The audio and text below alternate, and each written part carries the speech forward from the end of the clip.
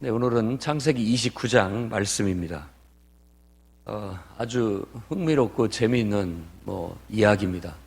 사랑 이야기, 또 결혼 이야기, 이런 이야기들은 우리가 아주 주변에서 흔히 듣는, 또 언제 들어봐도 흥미롭고 또 재미있고 그런 이야기 중에 하나라고 볼 수 있습니다.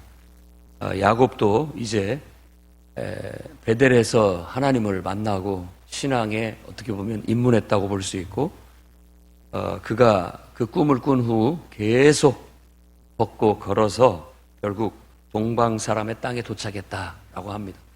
그러니까 이게 지금 바단 아람으로 왔다는 건데, 그 아람을 사람들이 동쪽 이렇게 부르기도 한다라는 걸 알면 되겠어요.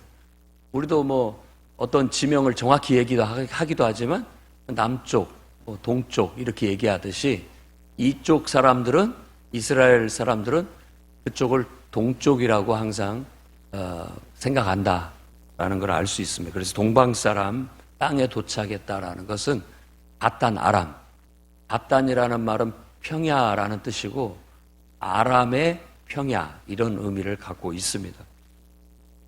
그리고 전에도 아브라함의 늙은 충실한 종이 리브가를 얻을 때도, 그때도 우물에서 역사가 시작이 됐는데 여기서도 우물에서 역사가 시작됩니다. 우리는 보통 방앗간에서 그런 역사가 시작되잖아요. 방앗간에서 보통 이야기 속에 나오는, 항상 어디서 만남이 이루어지고 거기서 일이 일어나는 곳이 있어요.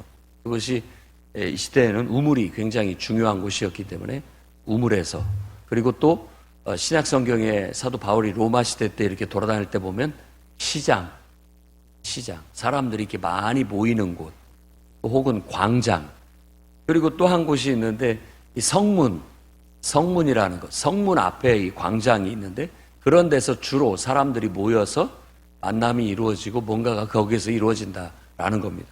그 중에 하나가 이제 우물이에요. 우물은 반드시 지금같이 이렇게 집에서 수도꼭지만 틀면 물이 콸콸콸 쏟아지는 세상은 천국입니다. 그야말로. 어떤 영상을 봤더니 아직도 북한은 그 흐르는 강물을 떠다가, 또 솟아나는 샘물을 떠다가 세수도 하고 머리도 감고 그걸로도 빨래도 하고 그걸로 그냥 어떻게든 아껴서 물 뜨는 일이 지금도 아직도 물 지고 다니는 일이 지금도 있는 것 같아요. 물이 없이는 살 수가 없고 물이 그만큼 중요합니다. 그리고 지금 이 우물도 이제 물이 필요하기 때문에 시간이 되거나 물을 뜨러 오거나 혹은 이렇게 양떼를 먹이러 오거나 할 때면 꼭 사람들이 모이는 곳이 거기에. 그래서 사람을 만나려면 우물로 가라. 우물로 가서 사람을 만나서 물어보면 되거든요. 여러분들도 뭔가 알고 싶으면 교회로 가라. 교회 가서 물어보면 된다. 이런 어떤 것이 돼야 됩니다. 교회는 어쩌면은 이런 생수가 솟아나는 우물입니다. 생수가 솟아나는 우물이에요. 항상 우리 마음속에 교회에 대한 그 이미지가 하나님의 선하심에 대한 이미지, 하나님의 사랑에 대한 이미지로 이렇게 덮여 있어서 항상 그곳에 가면 나는 응답을 받는다. 항상 그곳에 가면 나는 은혜를 입는다. 항상 그곳에 가면 뭔가가 풀린다. 해결된다.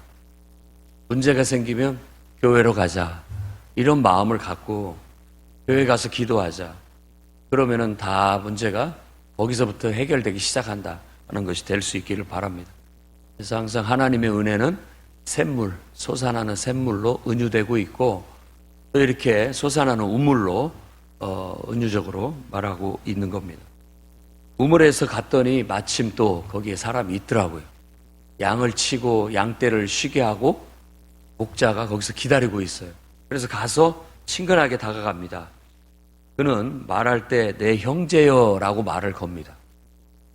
낯선 사람이지만 어찌 보면 리브가의 한쪽 피는 이쪽의 사람이거든요. 리브가 자체가, 그러니까 이 야곱의 외가 쪽은 여쪽이니까 자기 외갓집이 있는 곳에 왔기 때문에 친숙하게 내 형제여라고 부르고 있고 어디서 왔느냐 그랬더니 그것을 말해줍니다.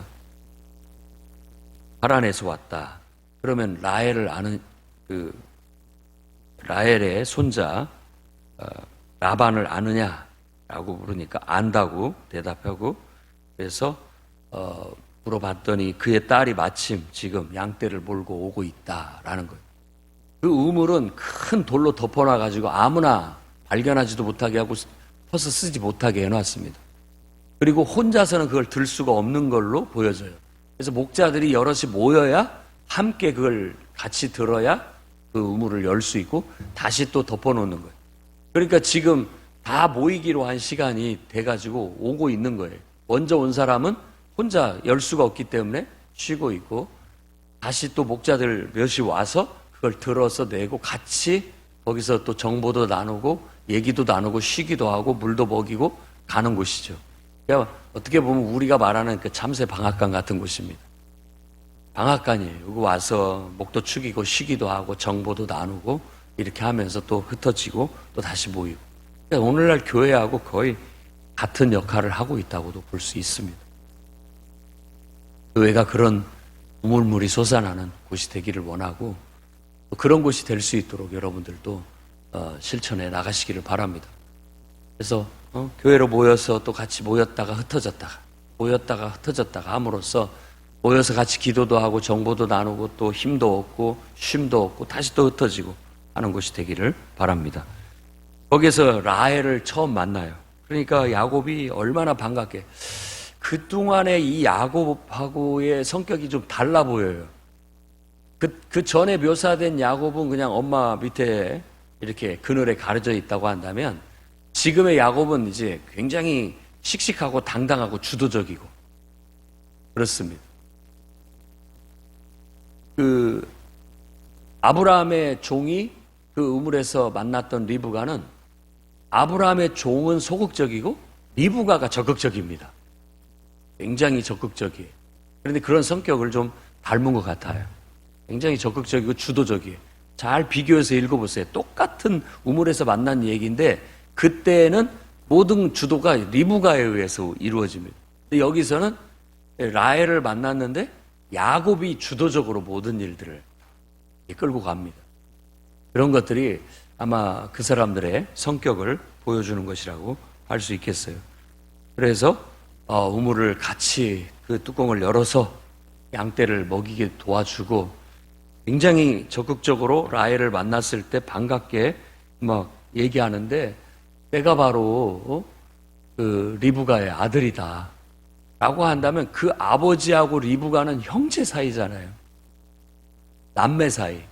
그러니까 굉장히 가깝게 느끼는 너무나도 가깝게 느끼고 반갑게 느끼는 그런 의미로서 끌어안고 아주 그 입을 맞추고 이것은 뭐 어떤 친밀함에 대한 너무나 친밀함에 대한 표현이라고 할 수가 있습니다.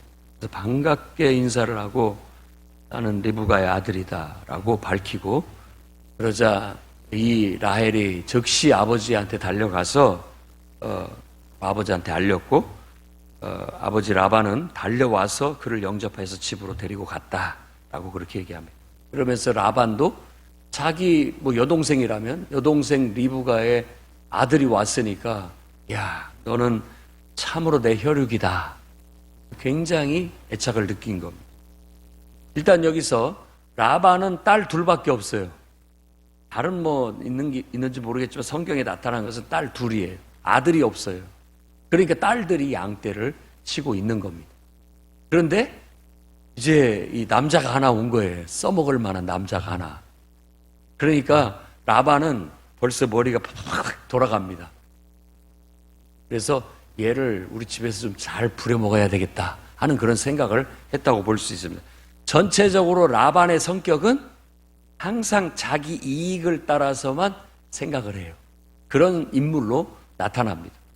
어떤 뭐 극중이라든지 소설이라든지 어떤 이야기 속에 한 인물들은 어떤 성격의 전형을 보여주는 성격을 그리고 있죠.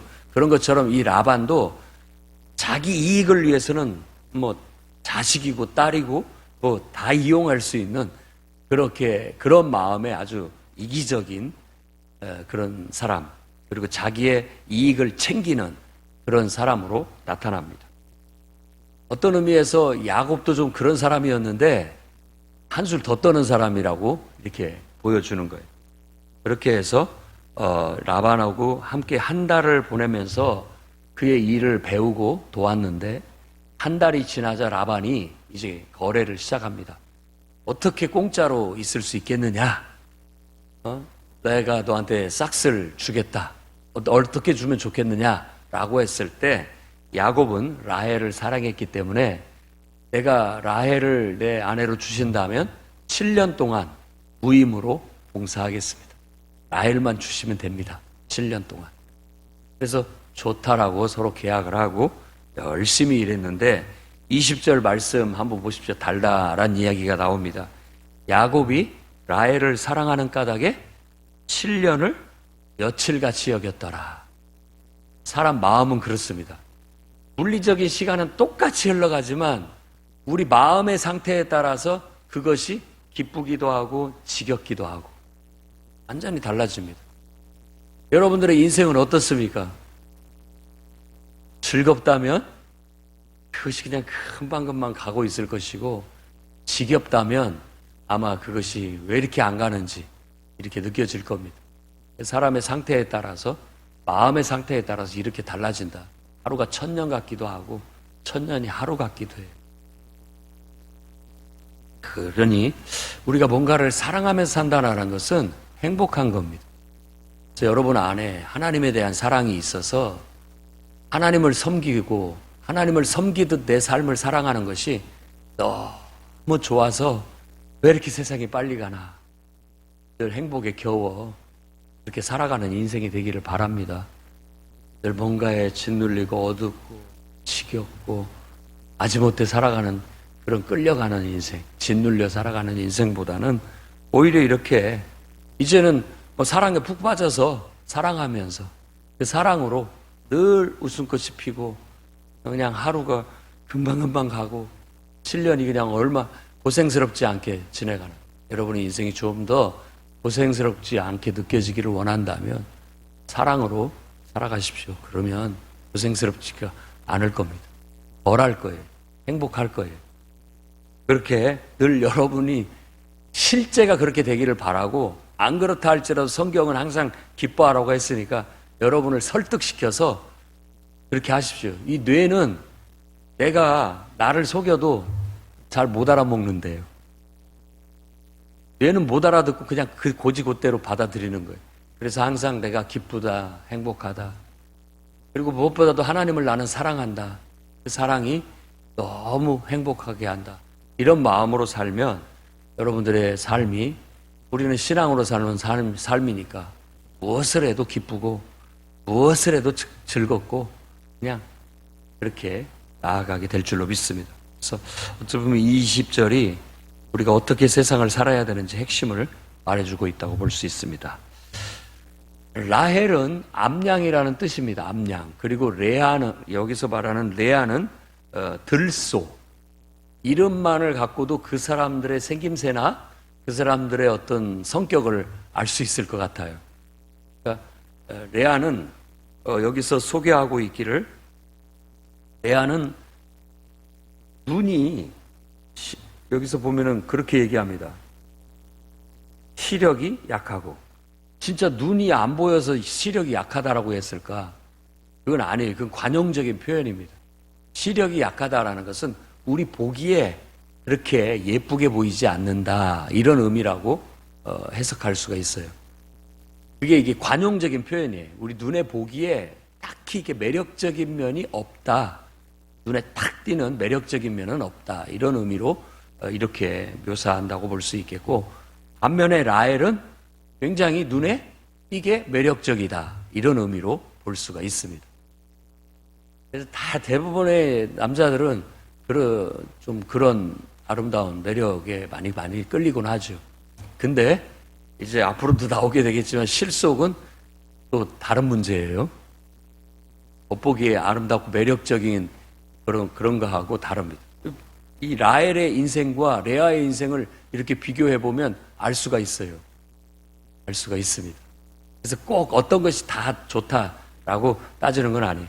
그런데도 불구하고 인류학자들이 말하는 것처럼 모든 그 남녀는 이렇게 상대 이성을 바라볼 때 순식간에 그 사람의 유전자를 읽는다고 해요. 0.001초 만에. 그래서 내게 있는 유전자와 상대가 있는 유전자가 이렇게 합쳐졌을 때 후손이 더 건강하고 더 나은 유전자가 나올 그런 쪽으로 매력을 느낀대요. 끌리고. 그러니까 한번 여러분들도 그랬는지 한번 생각해 보십시오. 물론 여러분이 연애를 했을 경우에 그렇습니다. 그러나 대부분은 뭐 그 외에 다른 여러 가지 변수에 의해서 하나님의 섭리 가운데 만나게 되고 그렇게 해서 지금까지 살아오고 있는 것 같습니다. 자, 7년이 그냥 하루처럼 금방 지나갔어요. 그리고 이제 때가 되니까 이제 저에게 혼인을 통해서 아내로 삼게 해주십시오 해서 첫날 밤을 치르게 됩니다. 그런데 이 라반이 감쪽같이 속여서 레아를 첫날 밤에 들여보내요. 뭐 어찌됐든 술에 취했든 밤이라서 그랬든 어두워서 그랬든 모르고 깨어나서 보니까 레아가 들어와 있는 거예요. 깜짝 놀라서 이게 어떻게 된 거니까 자기 외삼촌 라반한테 가서 따집니다. 어떻게 저를 이렇게 속일 수가 있습니까? 외삼촌이 어떻게 저를 이렇게 속일 수 있습니까? 라고 하니까 라반이 우리 풍속에는 큰딸이 먼저 시집가야 둘째 딸이 갈 수 있다. 근데 큰딸이 안 갔는데 어떻게 둘째를 먼저 보내느냐. 이렇게 해라. 7일 동안 이렇게 레아와 함께 지내고 7일 후에 라헬도 너한테 또 주겠다. 그리고 이제 라헬까지 둘을 줬으니까 앞으로 7년 동안을 나를 위해서 일해라. 그러니까 완전히 코 끼었어요. 완전히 붙잡히게 된 거죠. 또다시 7년을 이제 무임으로 봉사하게 됐는데 그동안의 7년하고 지금 7년은 이제 의미가 틀려요. 그렇죠? 어떻게 보면 우리도 신앙생활 할 때 막 은혜 받고 너무나 사랑하고 좋아가지고 할 때 7년 이건 막 그냥 순식간에 지나가는 것 같이 너무나 행복해요. 근데 이제 어느 정도 우리가 그 속에 뿌리를 내리고 이렇게 자라게 되면 또 다른 어떤 직분이 주어지고 사명이 주어지게 되면 그때부터 무게감이 달라집니다. 우리 인생도 그래요. 교회 생활도 어느 정도 그런 어떤 메커니즘이 있다라고 볼 수 있죠. 그런 어떤 구조가 이렇게 돌아가요. 견뎌야 됩니다. 잘 견뎌야 됩니다. 근데 이제 이런 얘기를 여기서는 하고 있는 게 아니고 외삼촌 라반이 야곱을 감쪽같이 속였다. 그런데 야곱도 사실 감쪽같이 속여서 자기 형의 장자의 축복을 뺏었잖아요. 똑같은 보응을 받는 거예요. 그게 하나님의 정의고 그게 하나님의 섭리인 것 같습니다. 여러분 똑같이 당합니다. 대부분 그래요. 대부분. 그게 하나님의 정의인 것 같아요. 그래서 너도 한번 당해봐라. 어떤 그런 것 같아요. 그런데 이걸 이렇게 읽고 있으면 우리가 웃음도 나오지만 어떻게 보면 하나님의 선하심을 믿기 때문에 이와 같은 징계가 오히려 축복이다라는 고백을 이 성경을 읽고 이 이야기를 듣는 사람에게 하게 만들어요. 징계가 축복이다. 여러분들도 그렇게 한번 말해보세요. 징계가 축복이다. 징계가 오히려 축복이 됩니다. 왜냐하면 징계 자체는 너무나 마음이 상하고 아프고 힘든 것이지만 따지고 보면 야곱이 가지고 있는 벗겨내야 할 속이는 근성 요것을 다듬고 있는 겁니다. 몰래 숨겨서 하는 이 버릇을 뽑아내고 있는 거예요. 그래서 야곱이라는 한 사람이 하나님의 인격으로 하나님을 닮은 하나님의 형상을 닮은 한 인격으로 신앙 안에서 다듬어지고 성장하게 하기 위해서 하나님이 징계를 주시는 거예요. 그러니까 이 징계는 고통스럽지만 오히려 그 인생에 본다면은 오히려 그 인생에겐 축복이 된다라는 겁니다. 그런 사상은 성경에 여러 곳에 나타나 있습니다. 특히 잠언서 3장 12절에도 똑같은 맥락에서 얘기를 하고 있습니다. 아비가 그 기뻐하는 아들을 징계한다. 왜? 더 잘 되라고. 우리 속담에도 달리는 말에 채찍질을 하잖아요. 달리는 말에 더 잘 뛰라고 그렇게 채찍질한다라는 그런 속담이 있는 거하고 똑같은 잠언서의 말씀이고, 히브리서 12장 5절 6절에도 똑같이 하나님이 그 사랑하시는 자를 징계하고 그 받으시는 이마다 채찍질 하신다라고 그렇게 말함으로써 예수 믿는 신앙인들이 어려움을 당하고 또 그런 고난을 당하는 것을 하나님의 징계, 사랑하는 아들을 향한 하나님의 채찍, 이렇게 받아들이고 생각하라고 교훈하고 있는 겁니다. 여러분들 속에서도 살면서 하나님이 선지자의 입을 통해서 인생 막대기, 사람 채찍 이런 표현을 써가면서 얘기하는데, 고달픈 인생은 하나님의 징계일 수 있고 그 징계는 또 다른 의미로 본다면 하나님의 축복이다. 결국 그것을 통해서 나는 연단을 받게 되고 다듬어지게 되고, 내가 내 스스로 고집스러워서 고치지 못하는 부분들도 그런 것들을 통해서 다듬어질 수 있다. 이런 것으로 볼 수 있어요. 그러니까 하나님은 라반의 집에 야곱을 보내서 그보다 한술 더 뜨는 라반을 만나게 해서 이 야곱을 지금 변화시키고 있는 거예요. 우리 인생도 우리 인생의 굴곡진 여러 가지 여정들을 만나면서 하나님에 의해서 나는 다듬어지고 있다. 애굽에서 살고 있던 이스라엘 백성을 광야 척박한 곳에 내몰아서 그 광야 40년 동안 그들을 거기에서 다듬어내는 거예요. 하나님의 이름을 품을 수 있는, 하나님의 형상을 닮은 하나님 백성다운 사람을 만든 다음에 가나안 땅에 집어넣어야 그 땅을 정화시킬 수 있고 변화시킬 수 있고 그렇게 될 수 있는 것이죠. 내가 변화되지 않았는데 어떻게 세상을 변화시킵니까? 우리는 세상이 이래서 내가 이렇다라고 얘기하지만 하나님은 너가 변화되면 네 주변은 변화된다. 네가 변화시키게 된다. 라고 말하고 있고 가르치고 있는 겁니다. 그래서 그는 7년을 더 열심히 섬겨서 레아와 라헬을 다 얻게 되었습니다. 그렇지만 인생은 고달픕니다. 원치 않게 이렇게 두 아내를 갖게 된 야곱의 인생은 고달프기 시작합니다. 일부일처제가 행복한 최선의 길이고요. 이렇게 부인이 많으면 어떤 남자는 좋아할지 모르지만 한 사람한테 시달리기도 힘든데 둘한테 시달리는 것은 진짜 더 힘든 일인 거예요. 몰라서 하는 소리죠. 그냥 좋은 것만 생각할 뿐인 거예요. 그러나 사람은 좋은 것만 주지 않습니다. 항상 좋은 것을 주는 반면 또다시 우리에게 고통과 어려움도 주게 마련이에요.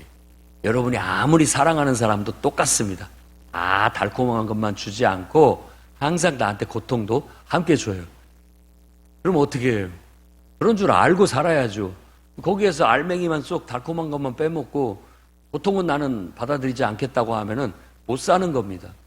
그것도 안고 함께 살아가야 그게 공동체고 그게 하나됨이라고 할 수 있는 것이죠. 그러니까 어쩔 수 없어요. 피할 수 없는 겁니다. 피할 수 없으면 어떻게 해요? 받아들이고 그 속에서 하나님의 선하신 뜻을 추구하고 가야죠. 때로는 이해하지 못하고 알 수 없어도 감당하고 가야 됩니다. 야곱을 사랑한 사람은 라헬이에요. 레아는 마음이 없었습니다. 그런데 레아는 무슨 죄입니까? 레아가 사랑받지 못한 것을 하나님께서 눈여겨보셨고 오히려 그에게 그걸 보상해 주셨다. 이게 하나님의 정의예요. 하나님은 똑같이 보응받게 해서 깨우치기도 하시지만 또 이렇게 억울함을 당하고 있는 사람에게 또 보상도 해주시는 분이 하나님이라는 걸 보여주고 있죠. 그래서 라헬은 자녀가 없었고 레아는, 사랑받지 못한 레아는 하나님께서 태를 여셔서 자식의 복을 주신 거예요. 자식을 통해서 위안을 받게 하신 것이죠. 그래서 첫 아들을 낳았는데 이름을 르우벤. 하나님께서 나를 보셨다. 르우라는 말은 보다라는 뜻입니다. 보다. 그러면서 르우벤, 벤이라는 말은 아들이라는 말이에요. 르우벤, 보라, 아들이다.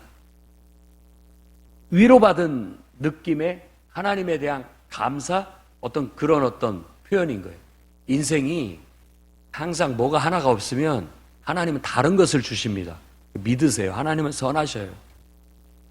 내가 없는 것만 갖고 고달프다, 힘들다라고만 살지 마시고 하나님을 의지하면 하나님께서는 그거 말고 다른 것으로 우리에게 채워주셔서 기쁨을 얻고 보상을 얻게 하신다라는 거예요. 다른 쪽으로 사용하시는 거예요.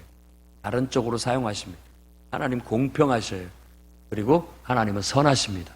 끝까지 믿어야 됩니다. 내 눈에 그렇게 안 보여도 하나님은 선하셔요. 그래서 하나님이 내 사정을 아시고 나를 사랑하셔서 나를 보셔서 나에게 이렇게 아들을 품에 안게 하셨구나. 보라, 아들이다. 르우벤이라고 했어요. 이제 12명의 아들 이름을 여러분 외워야 되는데 지금부터 외우면 됩니다. 르우벤. 그 다음에 두 번째 또 아들을 주셨어요. 그 아들은 하나님께서 들으셨다라는 그런 의미로서 시므온이라고 했습니다. 시므온이라고 했는데 들으셨다라는 단어가 샤마입니다. 그러니까 이 이름이 그 단어의 변형으로 된 이름이에요. 그래서 하나님이 들으셨다, 시므온, 샤마이어예요. 사무엘의 사무도 이 샤마에서 온 거예요. 하나님이 들으셨다라는 뜻을 갖고 있는 거죠. 그러니까 들으심이라는 뜻으로 시므온이라고 그렇게 얘기해요. 그러니까 하나님과의 관계 속에서 자기의 심정을 다 그 이름 속에 담은 거예요. 늘 고달프고 남편이 자기를 별로 사랑하지 않은 것 때문에 그 사랑에 구걸하는 그런 레아의 마음 속에 하나님께 늘 기도하면서 하나님께서 내 이 고달픈 내 마음을 들으셨다 하고 시므온이라고 하고 그 다음에 셋째 아들을 낳아요. 그러니까 이 셋째 아들을 낳았을 때 이제는 남편이 나한테 완전히 연합할 것이다. 이 연합이라는 단어로 번역을 했습니다마는 나한테 꽉 묶일 것이다. 붙잡힐 것이다. 이런 뜻입니다. 나한테 매일 것이다. 끈을 매는 단어가 바로 이 라와라는 단어인데 그것의 변형으로 레위라고 이름을 짓게 된 거예요. 그러니까 레위는 완전히 우리를 묶어주는, 끈으로 묶어준다라는 그런 의미를 갖고 있어요. 그래서 레위 지파가 이스라엘의 12지파를 묶어주는 역할을 앞으로 하게 될 겁니다. 연합시키는 역할.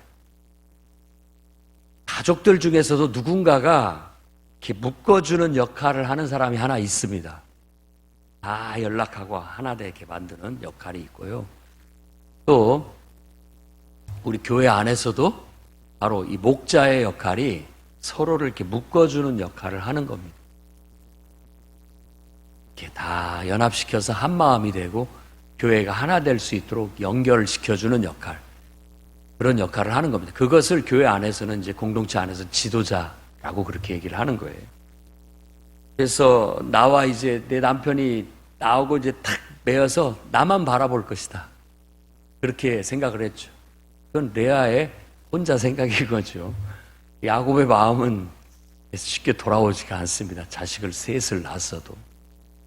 그 다음에 또 금세 또 임신을 해가지고 또 아들을 낳았는데 이번에 낳은 아들 이름은 유다예요. 왜? 하나님을 찬양하라. 기뻐서 막 덩실덩실 춤을 추는 듯한 느낌을 받습니다. 이렇게 그냥 줄줄이 아들 넷을 낳았는데 얼마나 이게 복됩니까?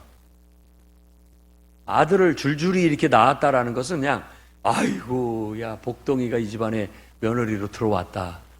이렇게 할 수 있는 그런 정도의 칭찬할 만한 일이고 찬양할 만한 일인 것이죠. 하나님께서 이렇게 아들을 많이 낳게 해주시니까 아마 야곱도 든든하고 좋았을 것이라고 생각이 듭니다.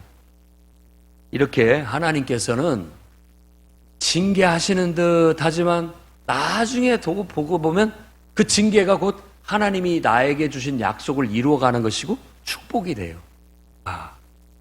내가 너의 길을 인도하겠다.